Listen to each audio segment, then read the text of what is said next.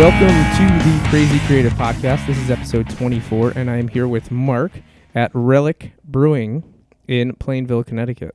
Mark, thanks for coming on the show. Thank you, Steve.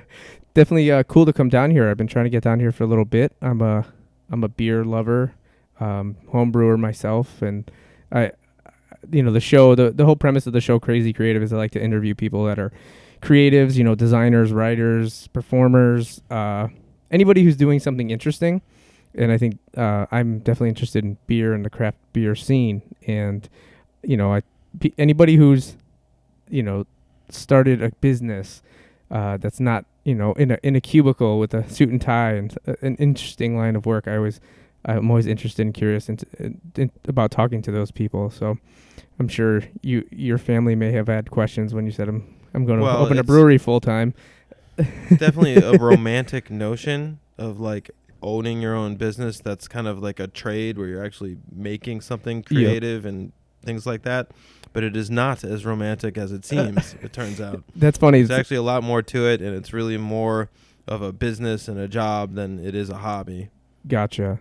It's kind of funny because the brewers I talked to Matt at New England and the guys up at Back East, and it's sort of the same thing. They love craft beer, and it's definitely a lot of work to. It's a lot of work, and it's a lot of not just the things that you like to do. So you have to do a lot of paperwork or working off hours that you wouldn't expect, or getting home from brewing and only doing paperwork at night.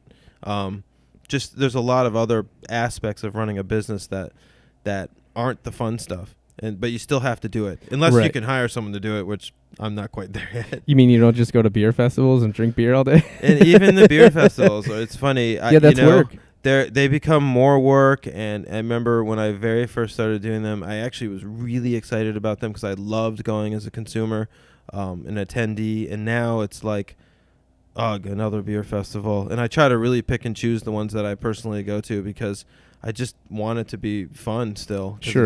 It's not always fun. It can be exhausting and tiring. I bet. And like difficult at times. I bet. So Relic Brewing, how did that story start? The name? Well, just how did you come to own and run your own brewery? I mean, like I was explaining earlier off thing was I used to live in Wyoming and Colorado, and I was I moved to Wyoming in essentially like 93 right out of college, and it was already a pretty big craft beer scene out west even in 93. So I was really I knew nothing about it, and I really just threw myself in, like learning about craft beer, drinking it, home brewing, started home brewing like 94, 95. I got involved with the local brewery doing like a little volunteering and things like that in Jackson Hole, which that brewery is still open, Snake River Brewing. And I stayed with it, and I took some time off, but I kept drinking craft beer, and learning about it, of course. Gotcha. And then I moved to Denver, and I sort of just stayed with the whole thing, and eventually I came back to Connecticut, and I was a little bit disappointed at the time in like 2008 time frame when I came back that like there wasn't a lot of amazing craft beer. Part of that was that a lot of breweries just chose not to distribute to Connecticut. Yep. And there was some decent local offerings, but I couldn't just walk to my local brew pub or drive 5 minutes to a local brew pub. And there wasn't like a growler scene so much, or it just was much smaller. So I really wanted to just open my own brewery. But in all reality, I actually looked at a lot of different businesses and different things. I probably contemplated it for easily 2 years before I really dove into brewing. But brewing seemed like, at the time, the most viable of all my crazy ideas. I'm not even going to get into what all the other ideas were. But it was everything. Everything you can think of. I had business plans for everything. That's funny. Just really wanted to own my own business. Gotcha. And what did you do before you decided to open a brewery? What were you doing for? I was a computer programmer. Okay. For maybe 10 years. Gotcha. And before that, I was like did a lot of different jobs. Mostly in the travel industry because of where I lived. Gotcha. And programming, like back end, front end? I did it all. I did back end, really? front end. I did I did a lot of database processing and database work, but I also did like JavaScript and a lot of front end stuff too. So then there's like a lot of project management involved in programming. So do you think that translated over to running a business and owning a brewery?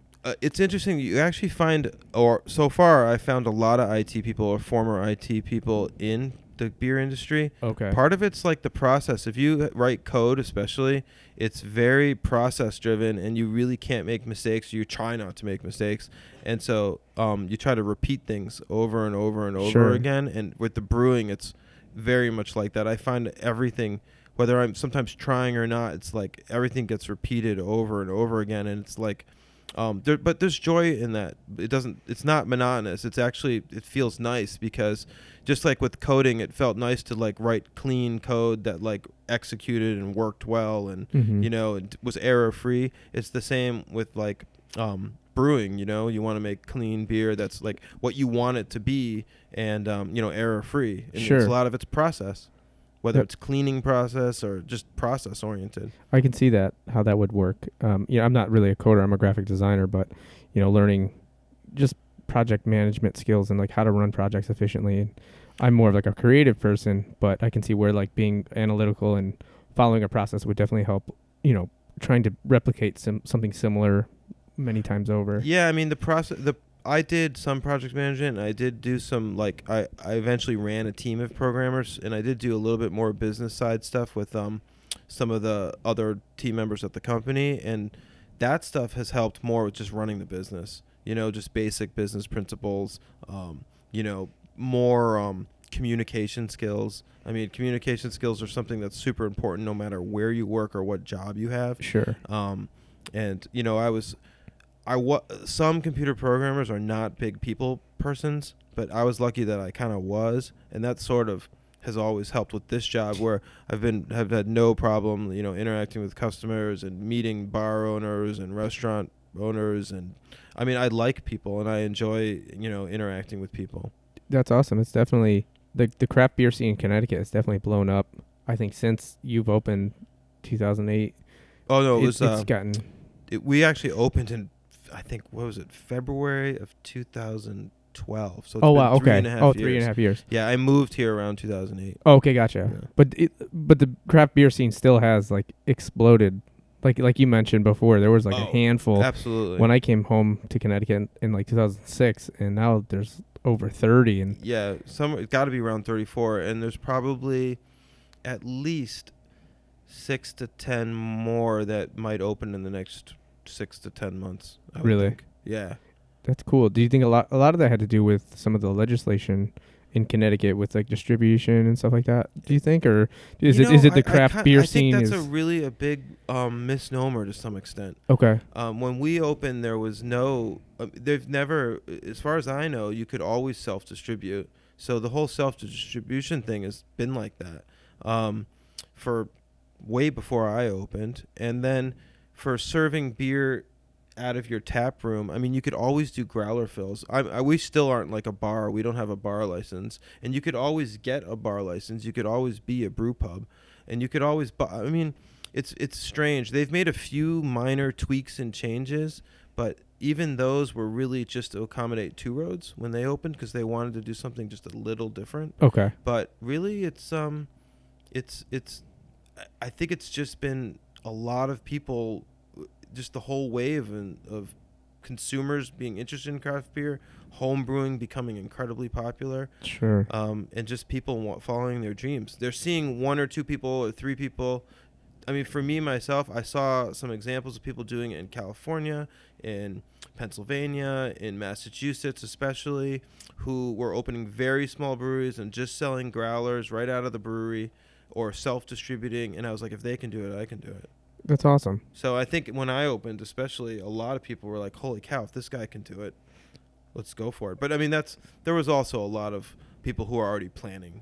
Right. Before I opened too. So. And you had been homebrewing since the mid '90s, you said. And what's Relic? What are you guys known for? Is it the Belgian beers and stuff, or what? It's interesting that you say that. I mean, honestly, I wish I could actually say we're totally known for something, because I'm not sure we totally are. I think we're kind of known for doing a lot of variety. We've done 110 different kinds of beer. Oh, wow. Because we do a lot of really nice German styles in the winter. We do some really nice Belgian beers in the summer. We do some nice IPAs and American stuff year round here and there, but I think we've really been known more for maybe experimentation Okay, and cool. more like what's the word if you like prolificness, kind of doing so many beers and coming out with, at one point I was coming out with a new one each week, just like coming up with new styles and just really experimenting with a lot of different weird and not necessarily weird ingredients, but like interesting ingredients. Okay. Because there's a fine line for me between like a gimmicky beer and a beer that's just using unusual ingredients. And I honestly I've never been that interested in gimmick beers. I really am more interested in like an unusual take on a common ingredient. Okay. You know, like there's a lot of different kinds of malts out there that aren't used, like oat malt. People Okay. use flaked oats all the time, but maybe not oat malt, or even like a chocolate wheat malt. You know, Okay, so like yeah, people yeah. use wheat malt all the time, but maybe not like the chocolate version. Or like we use chocolate rye in some of our beers, and we use rye all the time. So it's like I've really always been interested in all the different ingredients that are possible to use in beer, and I try to incorporate them. And in general, the consumers are interested because they're like, wow, I've never had this exact thing. Or I've brought back a lot of unusual styles that people kind of have forgotten about, even if they're not super popular, and people have mostly responded. That's awesome. Now, do you think that definitely benefits being like smaller and being able to adjust and make Absolutely. smaller batches versus Like having you to pump take out like Correct. Totally. It's absolutely correct. So like I know the Backy's people pretty well, Tony, and I really like them, and I think they're great people. But their entire business model and their entire like scope of being is like almost the exact opposite of Relic Brewing. And so it's just interesting how incredibly different we are, but we're both, pretty successful because they're still open and they're still expanding and they're doing Sure. really well. So they really just went with the traditional style of picking like 4 or 5 very marketable traditional styles, your amber, your kind of IPA, a generic kind of porter, and then they'll do a few seasonals here and there, and then the seasonals are all very spring ale, summer ale. They keep their names really quite simple. And, maybe they've done 12 different styles in the past 3 years because they opened about 6 months after us. And that's what they do. And they've been very successful with it. And there's nothing wrong with that at all. right. But we've kind of been a complete antithesis to that style brewery, where we've really been like, we're only doing different ones. Because if you can go get a nice clean lager or clean amber from a lot of different breweries, we want to be the brewery that has something unusual. You come in here, you can get a nice German-style Dunkelweizen, like a dark wheat. And it may not be the number one most popular style in the country, but people try it, they've never heard of it, and most of them like it. But there's nothing weird about that beer. It's just a completely normal, beer with some interesting yeasts and malt. But there's no, like, wasabi or, like, it's not like powdered sugar or on the rim, or it's just not like yeah, right. it's it's not gimmicky in any way, shape, or form. It's just a classic style that people have forgotten about. Now, where do you get your inspiration to? Do you do all the brewing yourself, or? I do all the brewing here that we do in Plainville by myself. Okay. We do rent space out at Hooker Brewing, and I work collaboratively with their brewers to do some of the bigger batches of our most popular beers. Okay. And so, where do you get like your inspiration? You think from like It's a lot of articles in magazines. Okay. And like historical things, or I'll just kind of be reading around about what other breweries are doing, and and try to get inspiration from that. Or even cooking. I get a lot of inspiration from cooking. I really enjoy cooking. It's probably my biggest hobby right now, and it has been for many years. And so I'll just be fooling around with different ingredients, and I can sometimes see a beer, or even eating. I really enjoy eating, obviously. And like I always think about pairings when I'm actually doing it, and like you'll eat an ingredient like a nice salad, like an unusual salad, like with like fennel and grapefruit or something like that. It's fairly classic, and like just the way the flavors go together, I start thinking about like, well, this would be really interesting as like an IPA or a summer beer with like the grapefruit from the Cascade hops, maybe with a little bit of anise from like there's certain hops that have anise flavor, or there's certain there's actual anise, or I've actually used fennel fronds in one of our beers. I dry hopped it with fennel fronds. Oh, cool. It sounds gimmicky, but it really wasn't, and I don't think people even found it gimmicky because the spices were subtle, and it was really just kind of like added a nice aromatic, and so it's the kind of thing where I'll be eating something, or I'll be at like a high-end restaurant and I'll see what they're doing, and I'm like, wow, there's maybe a beer here somewhere. Yeah, that's interesting. Because then, you see how like you see like waves of things that pop up, in restaurants and in beer. Like right now, it's this summer I feel like this is the summer of like grapefruit IPAs. Yeah. Or like session IPAs. Putting fruit in hoppy beers for sure. And people have done that for a while, but like we even did it this summer. We have a pretty hoppy pale ale. It's just like a 5.5% pale ale, but we put Valencia oranges in it. Okay. And the sweetness of the orange with the rind and all, it really was a hit. We ended up, we might serve it for a couple more weeks, but really we ended up serving it all summer. It got really, it sold out every weekend nearly, and it got really good ratings, and it was just a very successful beer for us. It was just that combination really worked. Sure. Now that you're into cooking and into food, and do you do a lot of like beer dinners? We've done a few, and I've helped with them a little, but mostly the chefs want to do it on their own. Okay. They don't want to really listen to me, which is totally fine. Gotcha. But we've done a few. I don't know, maybe like 4. That's it. Not like a ton. Interesting. But they've done well. We did a really nice one up in Litchfield at this place called At the Corner. It was really, really nice. And we did 2 different ones with Max Burger in downtown West Hartford. And most of our beer dinners sell out really pretty quickly. And I try to always bring like some really special stuff. That's one thing that we've been able to do pretty well that sometimes some of the bigger breweries can't, is like we'll maybe have some regularly distributed beers, but we have so many one-offs and kind of more like stranger ones that we do here at the brewery, and then we're capable of bringing them to like special events. Oh, cool. So when we do a special event, we can usually offer some like unusual stuff, or maybe even cellared stuff, or different beers that are that you wouldn't normally find at the store or anywhere else. Gotcha. Yeah, I always love that about some of the beer fests that I've attended, like when breweries would bring like a their special beer brewed for the event, or something that oak aged or cellared. Absolutely. Or something. We've done some of that for sure at festivals. Just depends, but we definitely try to bring unique stuff, and we normally have a pretty popular booth at the festivals because we're just not out and about as much, and so when people see us, they're like, oh, this is great, let's go see what they have, because most of the time they haven't had that beer before. Gotcha. That we have. Speaking of events, are you guys doing any anytime soon? This is actually the busiest time of year for us. Okay. Really, in Connecticut, for whatever reason, between say like September 20th and October 20th, that's when almost all the events are, and we do a lot of events during that period. Like we have one every weekend. We don't do that many events overall because we just don't have the manpower or really the beer to give away. Gotcha. But this time of year, yeah, we'll probably do at least we'll do at least 4 to 6 over the course of a month here. Wow. We just did Tapping into Twain Friday night. Okay. At Mark Twain House. Sure.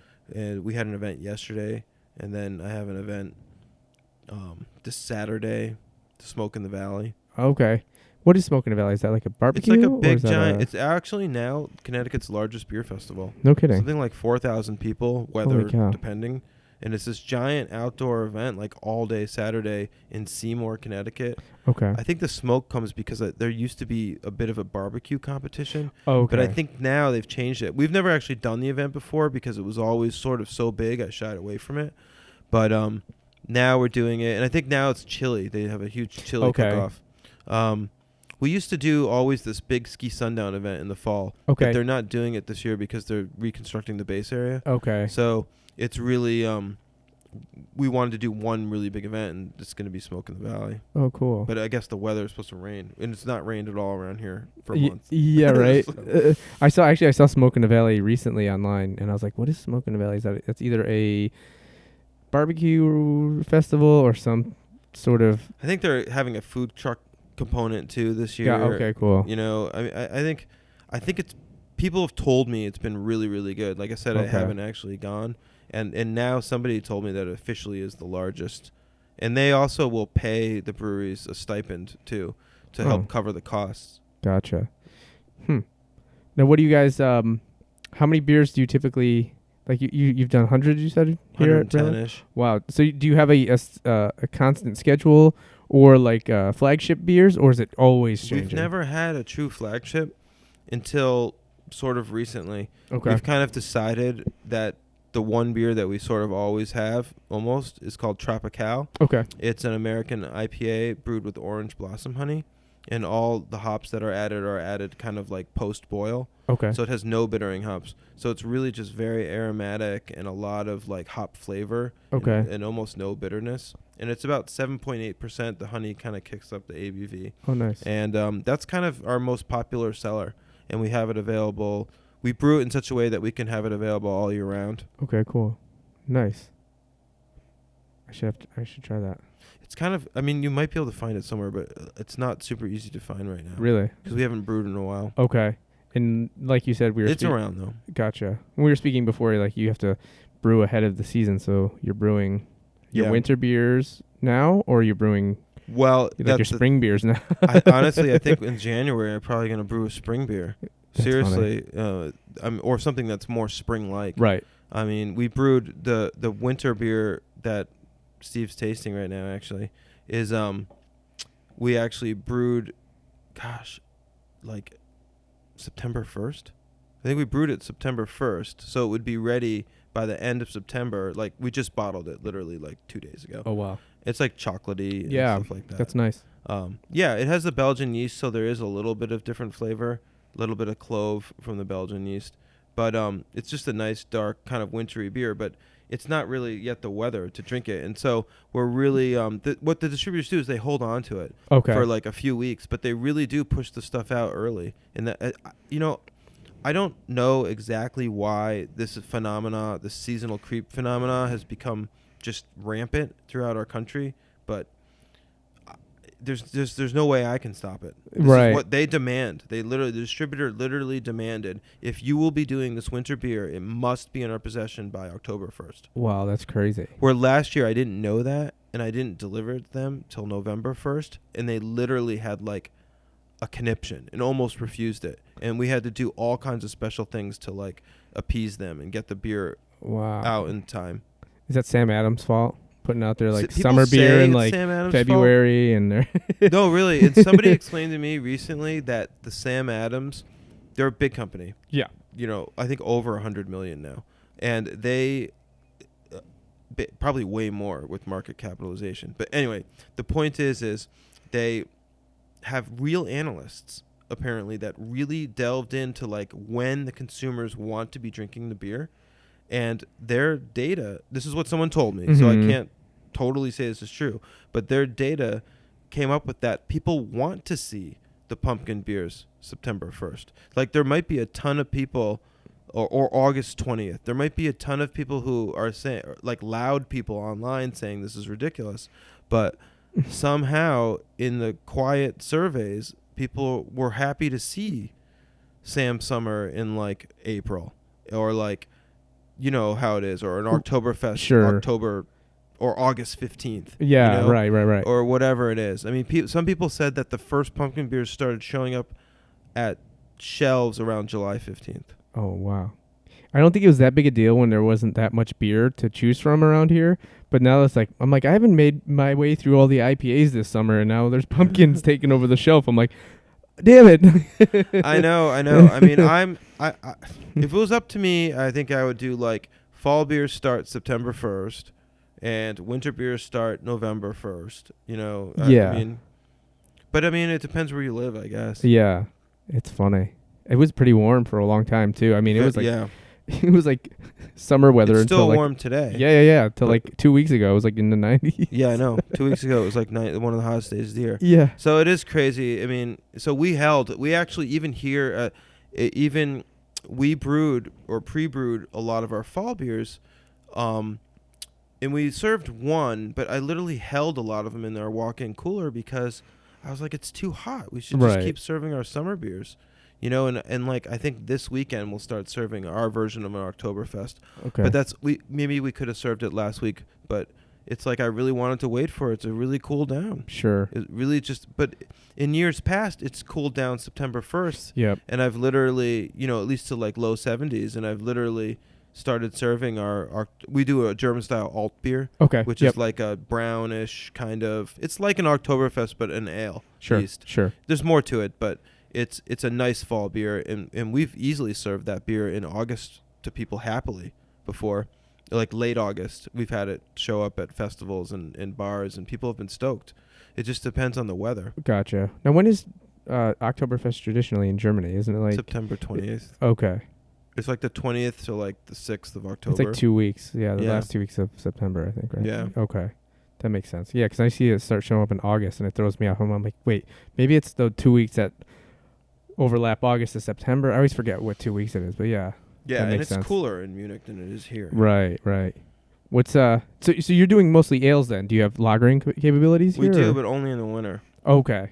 We only can do the lagers in the winter because we literally use outside air to help Oh, control wow. the lagering Okay. here at our brewery. Gotcha. So we do a black lager. It's actually really one of our most popular winter beers. It's a traditional Schwarz beer from Germany. It's a black lager. It's pretty traditional, and we literally let it lager, sit in a cooler, the walk-in, and it really gets very smooth and chocolatey. And we entered it in the World Beer Cup, which is like they only have it every 2 years, and it didn't win a medal, but it actually made the medal round. It was in nice. contention because they send you back the score sheets with all the information. Oh, cool.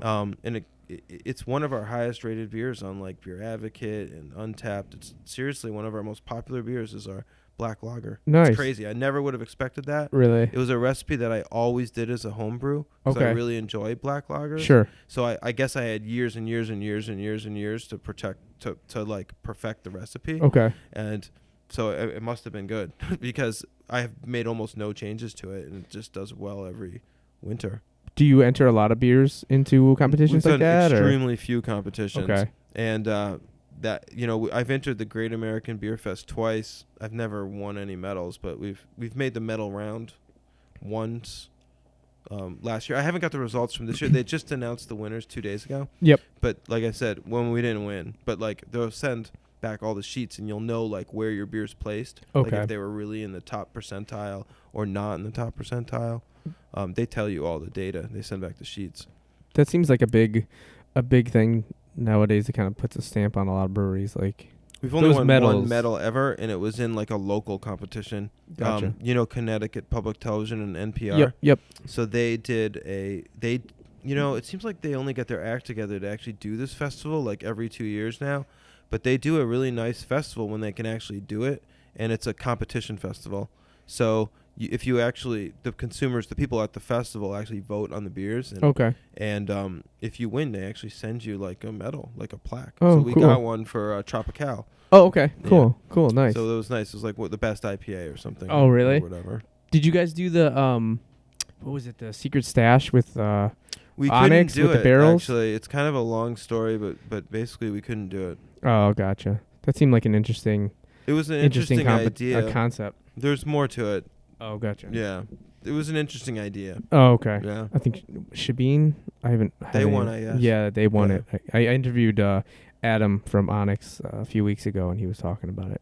Yeah. Interesting, talking about distilled liquors, and I'm more coming from like a beer fan, but I didn't even know that was happening. But it sounds like it could have been like a fun it time. honestly was not promoted that well either. Oh, there was really? not very many attendees. Hmm. They just didn't really promote it that well. Oh, gotcha. I think you could still get tickets like the day of. Okay. Yeah. Do you guys do a lot of barrel aging or anything like that, or Very limited. limited? Most of it's like the kind of thing where we sell like nearly every drop that we make. Okay. And we could just, if we're making more, we could probably sell it. So to set beer aside, we just don't have we don't have that much ability to literally just set like a lot of beer aside and let it age in barrels. Okay. I need to keep selling beer to keep the lights on. Gotcha. Interesting. Yeah. No, But we have done some. cool. We have done some. I think I tried to emulate a barrel age by I got some oak chips and I soaked them in like Jim Beam for like a month, Yeah. and then I threw them into like an imperial stout. Yeah. It actually We've worked pretty done well. that with, no, that works great. We've done that with oak spirals we use. Okay. These like honeycombs and oak spirals that are made from barrels. Oh, cool. And we've done it multiple times where we've let stuff. It's a little faster of a process when you use those. You can get good results in like 6 to 8 weeks versus like 6 months. Okay. So we've definitely done that before. We can and whenever we've done it, we've sold the beer really fast. So Interesting. Now you said you lager in the cooler in the winter. well, we ferment our lagers at about 60, Okay. 58 to 60, which is like on the it's actually pretty typical, to be honest with you. And then we let them sit for 42 degrees for okay. A few weeks. It's Sure. usually good enough. Now, do you do you do a lot of like saisons here, correct? Yeah, so in the summer especially, we do a ton of saisons. Okay. Do you do them in hopes to be drinking them in the summer, or do you ferment them in the summer naturally? It's all for most. Most small breweries don't have the luxury of time. Okay. And so it's totally different than home brewing in that way. Oh, okay. And it's like most breweries turn around beer. I mean, I think we're pretty close to normal, but there's a lot of breweries that literally will like brew a batch of beer and have it literally shipping to the distributor 14 days later. Wow. It's like everything is about speed. Sure. The more you can brew and turn it around and empty that fermenter, get it in some kind of packaging and move on that's the goal. That's the goal. Gotcha. Get the most out of your equipment. For most breweries, we have a little bit more flexibility, and there's sometimes things don't work out, so we need more time and stuff like that. But time is like, we don't have tons of time either. So we need to be making the beer and packaging the beer, whether it's in kegs or bottles, and selling it. I mean, it's really much more of a manufacturing process. Sure. Okay. Once you get into this whole thing in a business, than it is just like hanging out and waiting for the beer to be falling done, in love with or it. Like, maybe you should throw some wood chips in for another 6 weeks. It's like, no, you need that fermenter. Right. Or Yeah. we need to keep moving with different things. Yeah. I mean, it's nice to have. For the first year, I could do nothing, like literally nothing interesting, because we literally just couldn't keep up with demand at all. But as we got bigger fermenters and bigger boil kettles and just bigger things, we were able to kind of catch up. And finally, like, we were able to start doing stuff that's like 8 to 10%. So even an 8 to 10% alcohol beer, those are not typically as quick turnaround. Sure. It take longer to ferment. You have to kind of let them cool off. Right. Like sit for a little while. You just can't package and serve them right away. So that since we have 7 fermenters, we're able to sometimes let something sit in one of the fermenters, like a big beer, or even 2 of the fermenters for like longer. Okay. And let things mature properly. Yep. And then when we package them, they're totally ready to go. So that was like a big step getting there, because we found, especially here in the small brewery, that the consumers really like high alcohol beers, believe it or not. Okay. I think the growler in Connecticut, this is all stuff I just learned over time. And like the growler market for us, believe it or not, it's a lot of 35 to 70-year-olds who mostly drink beer at home. So they come in and they excited and happy to fill their growlers, and they sort of want the bang for the buck that a big alcohol beer does, and they'll come home and they'll either drink our small. We were the first brewery in the state to have small growlers, 32-ounce growlers, because everybody had them out west, and I'm like, this is a no-brainer. So okay, yeah, I see we those were over the there. Gotcha. first one to do that, and people love them. We sell them even now twice as many small growlers as we do big ones, because you're guaranteed a fresh beer. You open it, you crack it, you finish it. No one's saving it. Yeah, that's not as cumbersome than you crack a growler and drink it by yourself. Yeah. It's a lot of beer to drink. Right. You want to drink it quick. Or like you leave it, then you forget about it in the fridge, and then you revisit it, and it's gone flat. Right, Nobody yeah. likes that. No. So the small growlers have been like a huge success for us. And like, so the people like the high alcohol beers. So doing that was really instrumental, and we do a lot of high alcohol beers. And you see a lot of the nano breweries or smaller breweries out there, or small microbreweries, really do run a lot of high alcohol beers. Beard runs a lot of high alcohol beers all the time. Stubborn Beauty in Middletown does a lot of high alcohol beers all the time. I mean, we always try to have at least 1 or 2 more 5% things available. Sure. But it's interesting how that sort of that's not something I would have predicted. It's just something that happened.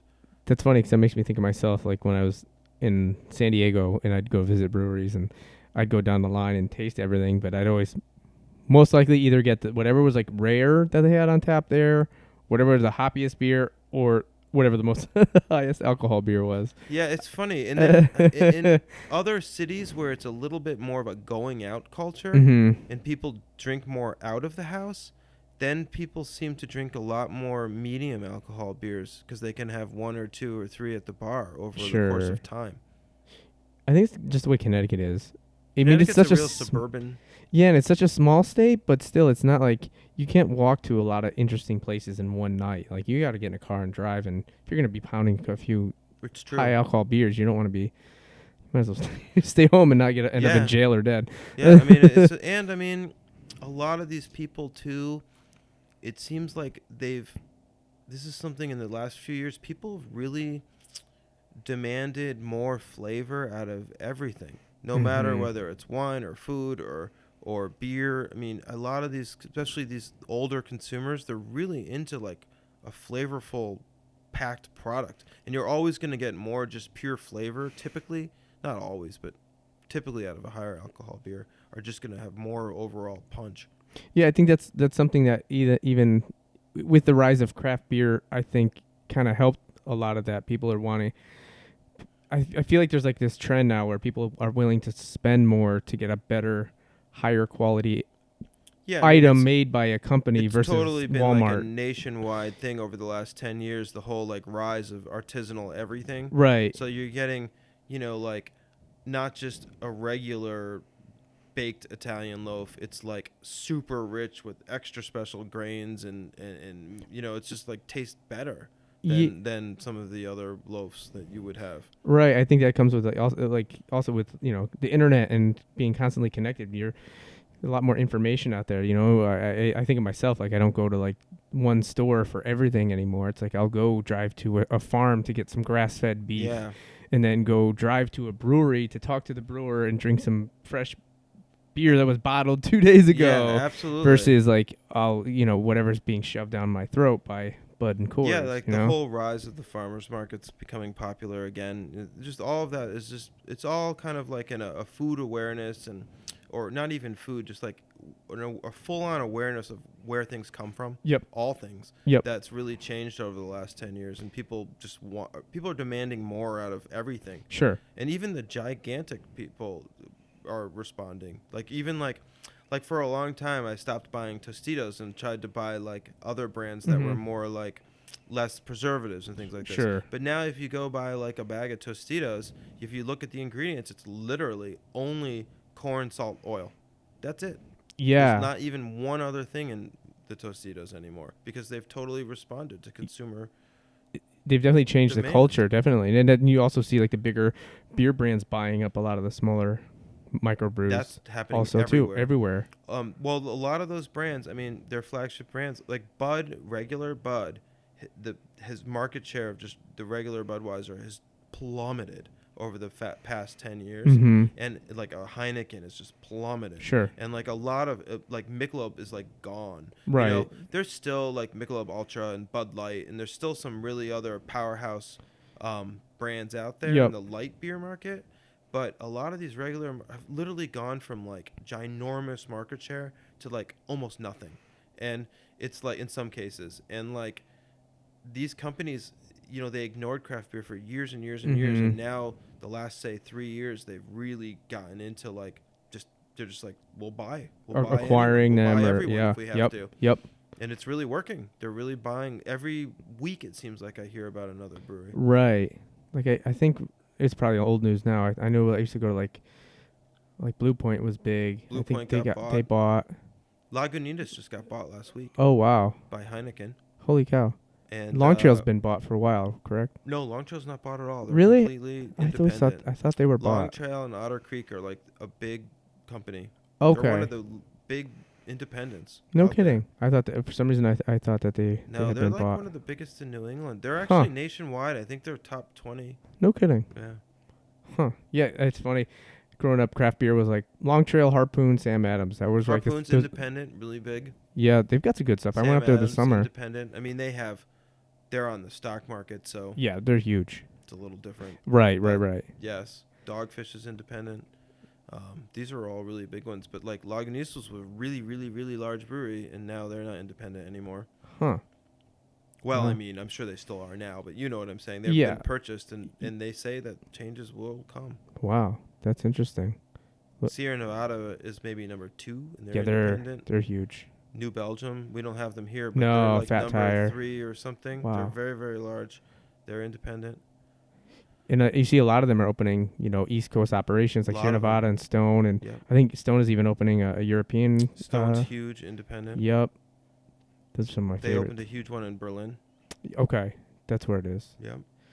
There's a lot. So there are plenty of very large. That's the thing too, is there's breweries we've never heard of in like other parts of the country Mhm. that have become incredibly strong players in their regional markets, and they're the ones that are getting bought. Like Golden Road, it's a huge player in like Southern California now. Didn't exist when you lived there. Yeah, I don't. They're only maybe 3 years old, and they really rocketed to Wow. to stardom, and now they just got bought by Budweiser. Huh. Elysian Brewing was a huge Northwest brand, Seattle, all those states, Sure. from like Washington, Oregon, Idaho, and they got bought by Budweiser as well. Or Okay. it's really a giant global conglomerate. Gotcha. It's Yeah. called InBev. InBev. Yeah. They're in what, Belgium? Belgium. Belgium, yeah. And then Miller Coors, they're what, South African breweries? Yeah.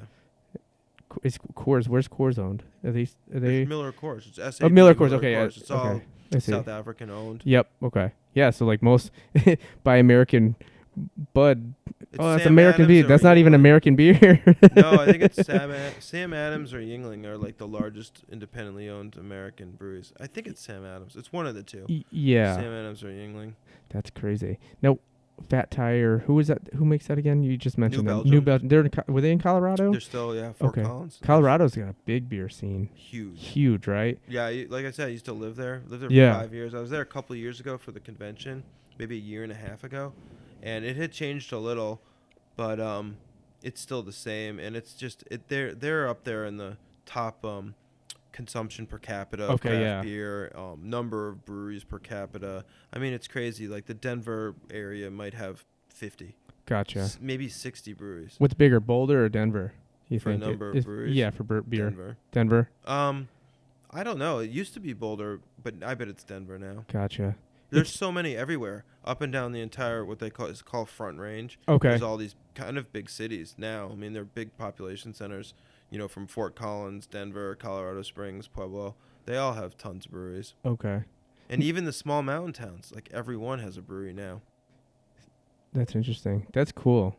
It's funny because I'm excited for a day when there's like a brewery in every decent sized town.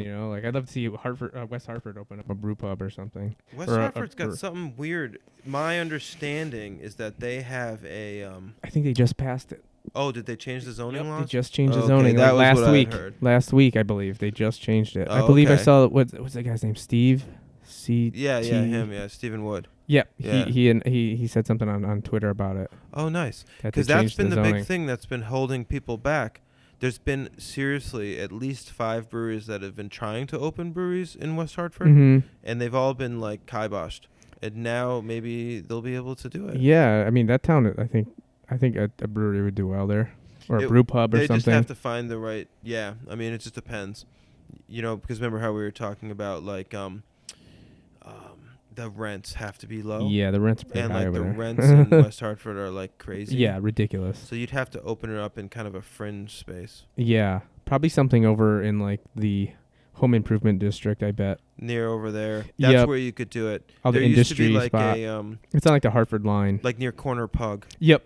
in that area. There's a lot of like That area. industrial space over there. That'd be the most realistic place. But someone will probably try to open like a brew pub downtown or something. Yeah, and, like, blue it'll backing. go out of business. Yeah, It's just too. it would be much. too damn expensive.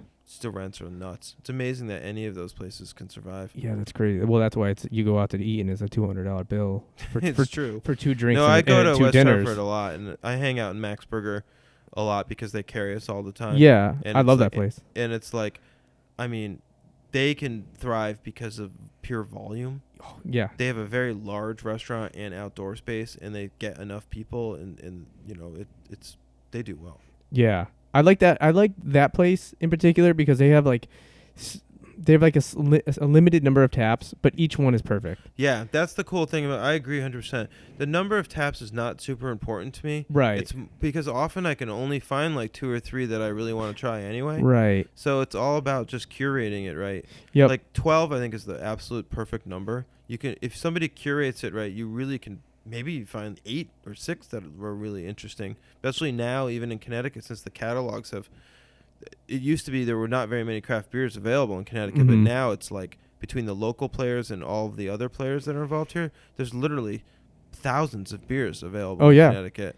So it's like you can really, with 12 lines, you could curate like a really amazing list. Oh yeah. You know, and Max Burger has 8, I believe, or 7 available, and he does a really good job. He spends a lot of time on it. Yeah, definitely. You can tell because you go in there and like, they'll have like, Maine Brewing, and then they'll have some 6 Point. They'll have New England. They'll have like, things that He like. works with all the distributors. Yep. He has good relationships with them. He always wants to know like what's coming out, Mm-hmm. and because he supports the different people, if something more limited comes out, he'll usually be able to get it. Gotcha. And he's also just so happens to have like his parents have like a beach house in Rhode Island, so he drives down to Beard all the time. Oh, no And kidding. he picks up kegs from Beard, so he almost always has Beard on tap Huh. too. I don't think I've had any beard. How long have they been around?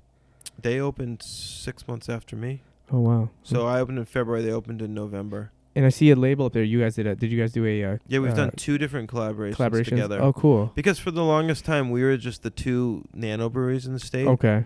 And so we never competed against each other at all because he's in Stonington and I'm here. We might now a tiny bit, but it's like and he's a really nice guy, and we get along pretty good. Our breweries are pretty different, but that's what's fun about doing collaboration. Yeah.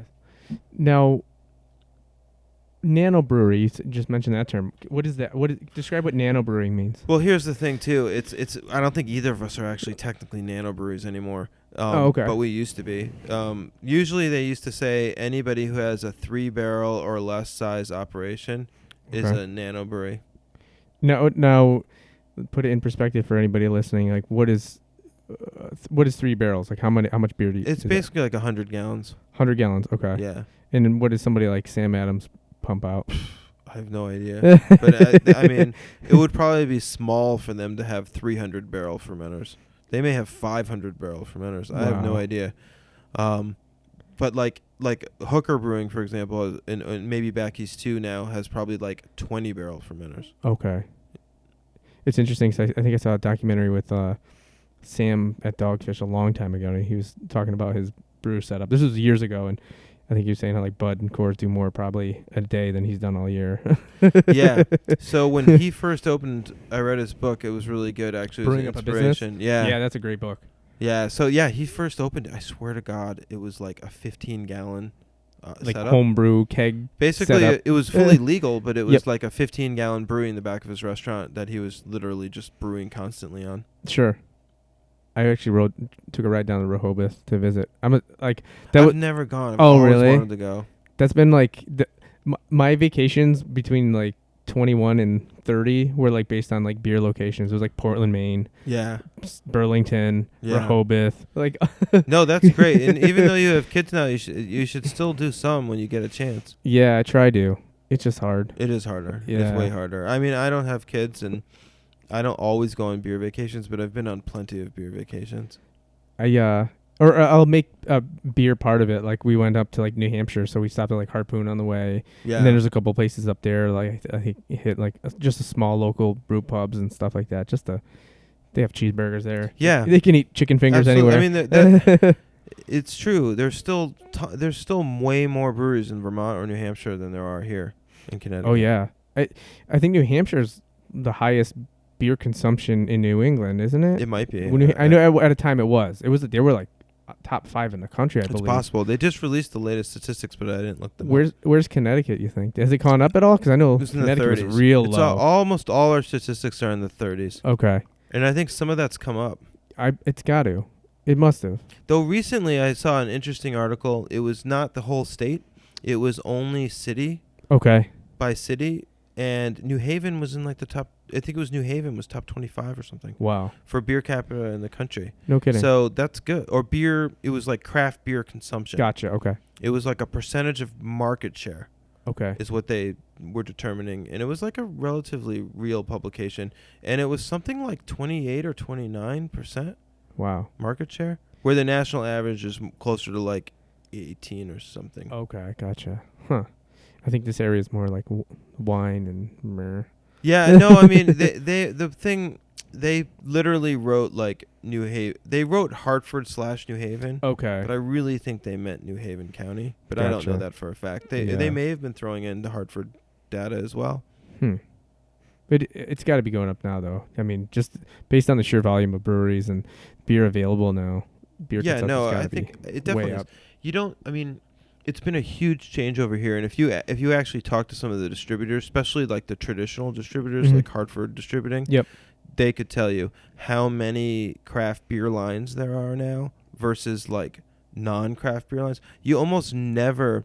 It's shocking how rare it is to see like a Bud line or a Bud Light line. You still sell them in bottles all the time. Yeah. At bars, but almost everybody uses their draft lines now for craft beer. Yeah. I mean, even some bars that were very much more traditional and a craft beer person probably wouldn't hang out there Mhm. very much. You go into some of these bars, or I'm hearing about it from other people, and they're offering, maybe they only have 4 to 6 lines, but most of them are craft beer now. And so there's even places that were like, it's really interesting. Places that literally were never, ever involved with the craft beer scene, maybe barely even ever carried a craft beer. Maybe they tried Long Trail or Sam Adams once or twice, or maybe they'd have Sam Adams.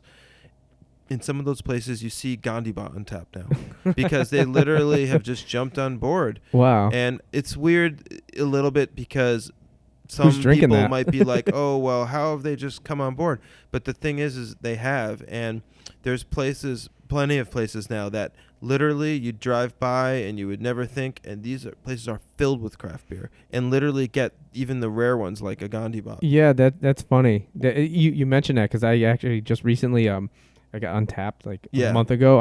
I had a Beer Advocate account forever, and like I rated over hundreds of beers. So somebody's like, "Oh, you should get untapped," and I'm like, "Oh, I've done this already. I don't feel like doing it again." I know. I don't use it. I used to use it a little just to kind of keep track. Sure. But I even stopped. I found I was spending so much time trying to input the beers that I was like, this is a waste of time. Yeah. But I do follow. Okay, so the Untapped has become so popular, and is actually the most used rating system by far in the country. Wow. Maybe in the world. And they have millions and millions and millions of users. And at first the data was very sporadic. Not enough data to really formulate like any real analysis. But nowadays there's so much data pouring in, and as a brewery we can get a special account to analyze the data. Oh, okay. So the data has actually become relevant. Yeah. Like in the beginning, like 3.5 years ago, I was like, because I was in IT, I got involved with Untapped when they very first started. So I probably have one of the oldest accounts. Okay. And it's amazing to see how it's changed. And literally, it's like a global phenomenon, this thing. And the data is actually, I used to naysay it all the time, but good or bad, it's actually relevant because there's so many, it's somewhat relevant because there's so many thousands of check-ins and ratings now that there is some, you can actually glean some. I mean, granted, a lot of these people who are checking in the beers and rating them are like, know nothing about beer and literally are just at their whim. Yep. Literally. Oh, this one's a 1, this one's a 5, sure, and this one's a 2. And it's literally with zero rhyme or reason. And probably 20% of all the, maybe even 30% of all the ratings are like that. Who knows? But there's plenty of that. But there's also kind of a weird consensus that forms over time that actually gives some accuracy. If a beer only has a couple hundred ratings or something, you almost can't even care. But once something has like 2, 3, 10, 15,000 ratings over time, it starts to actually, I think, or at least I've spent way too much time on this Okay, topic, gotcha. analyzing these things, and it's like stuff starts to almost kind of be accurate. It's kind of Wait, interesting. it's actually cool seeing how like data is, I'm dealing more with data being in as a designer in the world of communications and using data to produce things for the business I work in. But it's also Like visualizations. yeah, and just like using that data to create things that are more effectively. And as a designer, I actually like data because it can help me make design decisions, because Absolutely. it'll justify the decisions you make, and it's no longer you're saying, oh, I'm going to make something blue because somebody told me they like blue. It's, well, the data says it should be red, Yeah. so let's make it red. Yeah, You know what I'm no, saying? I It's like totally know what you you're have talking about. stacking your ammo, and I see like it's cool that you guys can, as brewers, I wouldn't even think of that, but now it's like, wow, that you could use Untapped There to seems to gather be data. multiple That's really cool. philosophies. Some brewers never even look at it, and Huh. other breweries are like, some brewers are like so addicted to it they never stop looking at it, and I think I'm somewhere in between. Gotcha. I check it not every day, but almost every day. Okay. And there's no way you can look at all the ratings anymore because there's so many. Sure. But like I get a little bit of a cursory glance each day and kind of check on some things and check on trends and scores and things and see how things are doing. And it really is interesting. And also it's real time with like where. Yep. And you really know where your beer's being served and who's drinking, like when something was tapped, and you can announce it and help promote it. Oh, this bar's got this on tap now. Oh, nice. Because it was tapped and it's there, and things like that. So you really can get a nice footprint of like real time, like faster than the distributors can send you reports. That's funny. Like of what's happening and where the beer's being drank. Why not? I mean, if you have it. Yeah. Why not? So there's people. I think people who type in their little comments, I don't think they know that the breweries all see that. Oh, that's funny. I honestly don't think they do. The vast majority of users don't know that everything they're typing in about the beer is actually being watched by the breweries. So, yes, you see your fair share of, I hate hops, this beer was disgusting. Mm-hmm. Or we've been doing a lot of gozas, which are sour beers. Yep. And they'll write, this beer is disgusting, sour, and gross, and it's like, that's great, but that beer's supposed to be sour. Right. Or like none of these people are rating to style, or like, so you see like, or people will just write nothing about the beer for no reason and literally just write total shit, disgusting.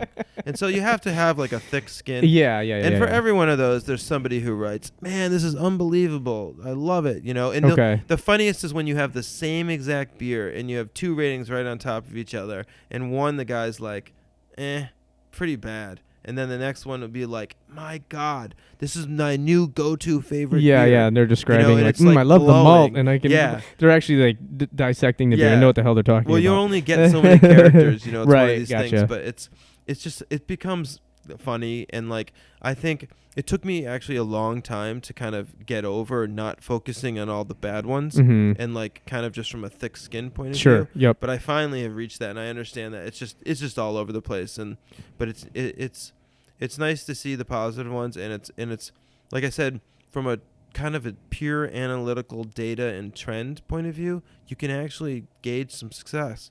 You can actually know that people are buying and trying your beer a lot. Yeah. If you don't even look at the ratings, it's got all this other data. Sorry, I'm totally obsessed. No, it's cool. It's like you really can see like total. You basically can see like total purchases across like area with like what.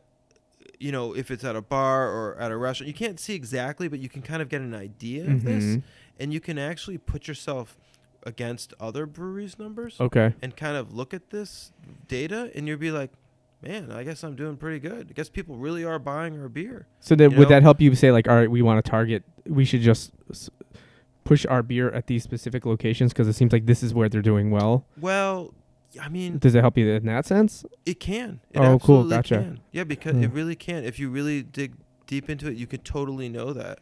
Like, people are buying our beer in this part of the state or in this state more than they are in another part. Gotcha. And they have a whole API that you can get into. That's a application thing. And, I haven't gotten totally into it yet, but I easily could, and even get more data. Cool. That's It's awesome. interesting. It's funny because I feel like it's almost like how Beer Advocate was, but like on steroids. Because like Beer So Advocate, much you actually more. had to like go on a computer and like write a review, and it's like that took time. Now it's like you can do it instantly. And I like some of the people I'm like friends with and follow, they're like 12 reviews in one day. I'm like, how are you functioning? Like, No, most the like you're thing there. bullshitting me. You're just like checking off. You're collecting the beers that are cool, and you're just drinking them to Absolutely, drink and there's them. And fakers. yeah, There's yeah, tons of yeah. I'm fakers. like, man, The how do you have thing, a job? How are you? You must be a high functioning alcoholic. Like, no, it's totally different than Beer Advocate in that way, and it's very. So the Beer Advocate, they resisted making a mobile app for the longest time, or it just took them a very long time to get what they want. okay, And in that interim, because people were asking Beer Advocate for a mobile app for years, and in that interim, Untapped exploited that sure, opportunity, and it literally has become viral. And by the time Beer Advocate's mobile app came out, they sort of tried to compete with Untapped, and it didn't work. And they basically eventually they didn't pull it, but they eventually pulled all the functionality out of it hmm, that was similar to Untapped, and now really, they've gone totally back to the traditional Beer Advocate where you write, and they actually eliminated all the ratings from the database that people had used for the app. oh wow, And so now so they changed everything. So now Beer Advocate is only about the traditional Beer Advocate of sitting down at a computer or your phone and like writing like you have to really write a review. Where Untapped is not about that at right, all. It's literally about checking things off. And it's funny, so I've met the owner of Untapped, the guy who started it. I know him now, Greg. okay, And he's come to my brewery and stuff like this oh because he cool, lives in New York City. oh no And kidding, his wife is from Connecticut. okay, So when he first started, because remember it was really early that we got involved because we were developing mobile apps, and we used his as an example of like a great one when we were trying to build some of our own. okay, And basically when he first did it, he didn't want it to be exactly the way it's become. Like he used to not let you check in beers. Like if you he'd let you check in one an hour maybe. So it never worked at like a beer fest. oh Like okay, he didn't yeah, want people just constantly taking a sip of a beer at a beer fest, literally drinking 1 ounce on a completely corrupted palate. yeah, right, right, And rating the beers. He didn't want that. yep, But he couldn't stop it because that's what the consumers wanted. gotcha, yeah, It turns out that the major thing that the people really use Untapped for is as a tick list. yep, Check off the beers. And so now it's to get these badges because oh, he gamified it completely. And so it's all about, well, that's how he makes his money. oh, okay, gotcha, So some badges are native to the app, but there's literally hundreds and hundreds and hundreds and hundreds of badges in there, probably thousands that people buy. So breweries sometimes buy the badges. They'll buy if they want you to drink the beer. Like 6 Point is a good example. They bought like a Bengali badge or okay, something. gotcha. Check in a Bengali and you get the special Bengali badge. Oh, okay. Well, I've looked into the pricing. It's at least $1,500 to $2,000 to Holy buy a shit. badge. So, like Connecticut has bought badges. The Connecticut Brewers Guild, or I don't know who exactly paid for them, but there's like Connecticut Beer Week badges. So Okay. you see like San Francisco Beer Week badges. You see Ohio Beer Week. Think about it. All over the country, and every year you have to get a new Jesus. one, and they get the Dude, graphics. that guy's It's like crushing it. He's like a multimillionaire. Yeah. He really is. Holy shit. And it's amazing. And like, people it's not uncommon now it's not uncommon at all to find people who use the app who have 2,000 unique check-ins, because you go to a fest, you try 30 different beers. Yeah. You go to another one, you every week you hang out at a bar. You could get a flight, Yeah. try 4 or 5 beers. Yeah. And if you're really psycho about it, which people get, Yep. it's like suddenly you've been using the app for like a year and a half and you have 2,000 check-ins. And it's funny because So it's that's crazy popular. yeah. and It's funny because that's how Beer Advocate was set up. Like they were like, no, you should drink an entire pint of a beer and then review it. Like because Absolutely. the taste of a beer will change when you pull it cold out of the fridge and to the last sort of warm drop at the bottom of the glass and Yeah, like whether sit you're with drinking that it and at think a about bar it. or Right. a bottle or Yep. everything. No, I mean, the Beer Advocate rating reviews, I mean, supposedly they have more weight. What's really funny is I think once you get down to like a lot of ratings and a lot of reviews, the numbers come out eerily similar. I found between Untapped and Beer Advocate. Okay. However, it's very difficult now to get Beer Advocate reviews. No one's using it. Oh, okay. Gotcha. So we might have a beer on Beer Advocate. It's like a struggle to get a dozen. Wow. 20 Yeah. Huh. for us. Where on Untapped, the same beer might have 1,500. Holy shit, that's crazy. And you just get so much more better data Yeah, out of yeah, Untapped yeah, because yeah. it's so real Yeah. time and it's so right there. Yeah, what's more accurate, 1,500 or 12. 12? Right. And that's literally what's happened to us. Huh. That's interesting. So I don't really even use, although I love the Beer Advocate magazine a lot and I Mhm. enjoy it, and we have some right over there, and I love their festivals and I like them. I don't know that I really even care that much about the Beer Advocate ratings because there's just no data. Huh. Yeah. And you get a lot of, the people who are left using it on a regular basis have been using it for a long time. Yeah. And I don't know. I mean, when you only get 12 ratings and it's people who, it can be kind of snob oriented a little. Right. Yeah. Where even though on Untapped you get maybe 1,000 ratings or 250, even 250, you can start to get a tiny picture. Mm-hmm. And it's like, 20%, 25% of those might be people who are not experienced beer drinkers. Right, who right, knows? right. But and 25% might be total beer snobs, and it's just. But it's like you start to get a more well-rounded picture of whether people actually like it. Gotcha. That makes sense. I see a lot of cool artwork in here, so it's not all data. No, Yeah, but sorry. you- I get no, so it's involved cool. with that stupid Do you, stuff. It's dumb. Do you you find yourself a creative in that sense? Like the labels are really so with well the done. labels, and we were talking. I've been recognized in label competitions and label nationwide articles about our labels and like books and other things, and it's great. So the labels have been so important to me personally from the beginning. Sure. It's been like because I worked at an international agency with all these artists, I was so stoked about the doing the labels and like having a creative side there. And so I personally have really helped define the vision of most of the labels. Okay. They've kind of put together like some of the details, but it's almost never carte blanche. Oh, here, just design this. Sure. It's usually I have a pretty rigorous vision and they have to kind of implement it. Okay. You know? And most of them have done a really good job, and I've been really happy with it. I'm kind of sad that we've gone to a little bit of a templated thing now for most of our 12-ounce bottles, but we still do special releases here with 22-ounce bottles, and we do those with really unique artwork-driven labels, and I still really enjoy them in the process. Yeah, they look great. And people always comment. We almost never get, people really like them in general. People really like them. Yeah, and that especially helps. Like we were talking before now, you walk to a beer store and it's like, it's almost overwhelming. So you kind of almost have to have that instant brand recognition. Yeah, especially from that perspective. But even if you're doing like these, I've read some articles on it, and beer branding in general has become way more professional. Mm-hmm. It used to be no breweries practically, or only just a tiny fraction used like real design agencies, and now all of them do. Right. And you really, even like mid-tier and small breweries will use a design agency because you just need to have professional packaging, professional-looking packaging to sell. Yeah, You it just makes need sense. it. Yeah, I mean, it definitely makes sense.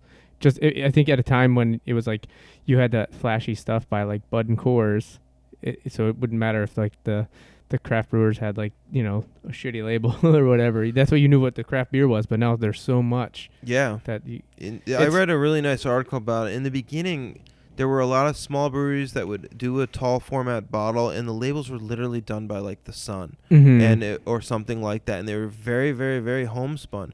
And some people were kind of like, "Oh, this is kind of cool." You knew it was a handmade product. Yep. Sort of like buying a jam at the farmer's market. Right.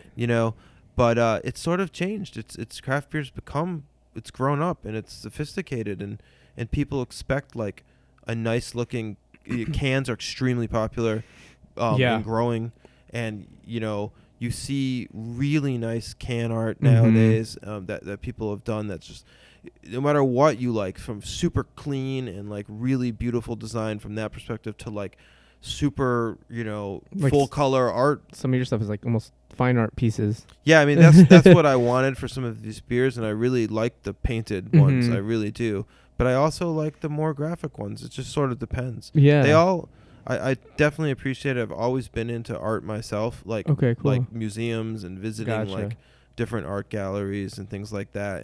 And like we've had probably 10 different artists here put up the different paintings, and some are better than others, and some sell way more than others sell. But it's always nice. The people are always really happy to have their art showing, and it's fun for them, and it's fun for our consumers who come in here. They're definitely like looking at it. They stroll around, and it's better than bare walls for sure. Yeah, definitely. That's awesome. I have an artist buddy.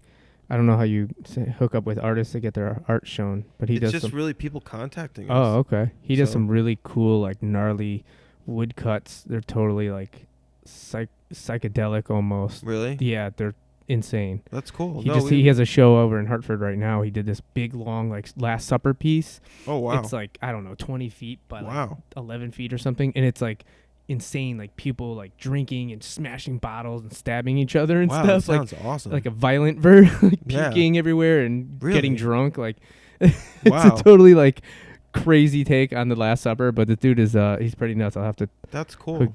give him your contact. Maybe you can put some stuff up in here. It's Yeah, definitely I it's mean- definitely interesting. We're probably going to be switching pretty soon. I do have a little bit of a list, but it's true.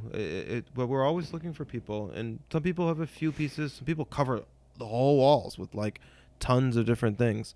But it just sort of depends. Cool. But I like it. I definitely like supporting the arts, and I've done a lot of free. We donate beer, and we've done a lot of free events for the New Britain Museum of Modern cool, Art cool, nearby. cool. We're sort of their go-to now because we're their closest, and they Nice. literally call us a lot, and we go there and do tastings and other stuff. Okay. And same with the Wadsworth in Hartford. Okay. We've done some stuff with them too. Oh, awesome. So, what's probably gonna have to wrap it up here Yes. soon. So, what's the next event you guys be doing? Is that Smoke in the Valley? Well, yeah, the Smoke in the Valley, like a really large beer fest coming up this Saturday. It's supposed to rain, so we'll just have to see how that happens. We're going up to Boston on the 16th and 17th. It's kind of interesting that the Massachusetts festivals really work in a very different way than the Connecticut festivals. And this one in Mass is pretty interesting. There's this company out there. It's called Drink Craft Beer, and they've really become very popular. And they were rated like one of the number one most, the highest rated festival organizer in the country, even higher than Beer Advocate. Oh, no kidding. And he really puts on these like highly curated. He invites specific breweries specifically for the theme that he's trying to do. Oh, cool. And then he keeps the tickets to a really small number so that the people who come don't have to wait in line, and they can just try all the beers, Oh, have nice. plenty of time to do everything. He has 3 sessions over 2 days. Oh, wow. They're in this really nice event room in a hotel in downtown Boston. And he's been doing these now for probably at least 6 or 7 years, and they're very popular. Okay. And we were lucky to get invited to one of them, and I think people were pretty happy with us. So he's invited us again. So Nice. it's really nice that we're going to go up. And what's nice about this is they pay you to go. Oh, So it's cool. definitely makes it completely worthwhile to get your hotel and go up there and bring your beer and everything. Cool. It's totally fine. And they're really fun. So we'll be doing that the 16th and 17th, and the Max Restaurant Group has a great festival in Simsbury at Rosedale Farms on a Sunday. That one's it's just a really well done fest because it includes food and beer, Okay. and the setting is like perfect, Nice. and it's usually not that crowded either. Oh, cool. Nobody likes an overly crowded Yeah. beer fest, and unfortunately, there's a lot of them like that now because it's gotten so popular. Right. And they just sell as many tickets as they can. Sure. And sometimes they can't get enough breweries, Wow. and it becomes it becomes bad actually. Yeah. I've been to a couple of those, I think. Yeah. I don't like them. All right. And then to find you, it's what's the website you are? It's relicbeer.com. It's a really basic website. All we really do is list out the beers that we're really going to have in the next week. Or we usually have 5 beers on tap Okay. when we're open. Thursdays 4 to 7, Fridays 4 to 7, and Saturdays 12 to 4. Okay. But it's from a pick list of maybe 7 to 10. So we Okay. sort of rotate them around, Gotcha. and new ones come available, and some of them get sold out, and Gotcha. things like that. So people should check But out otherwise, we do Facebook and Twitter and stuff. Instagram, Facebook, and Twitter. We're Okay. fairly active, and we're always tweeting out which beers we're Okay. going to have or listing them out on the different social medias. Cool. All right. Well, this has been a great interview. Yeah, sorry if I talked too much. No, dude. man, I really it's- feel like no. I was like just couldn't stop talking, especially about Untapped. And No, stuff like it's that. awesome. You never know what you're gonna get. Some people don't talk at all, and you did great. So thank you very much. I appreciate letting me come down here, having some beer de Noël. Yeah, beer de It's Noël. really good. It's like a Belgian style winter beer. It's just Yeah, like it's nice. rich chocolate, Chocolatey. clove. It has a date syrup, like this dark. Okay, I'll say candy it gets syrup. some dark fruit in Yeah. there. That's what that's coming from. It's. We did really well with that last winter, and I'm psyched eventually this winter to be selling it around state. That's definitely good. My wife would love that. She loves the Belgian beers. Yeah. So awesome. All right. Well, I guess that's it for today. So thank you very much again, Yeah. Mark. Thanks a lot, Steven. I really appreciate it. Definitely.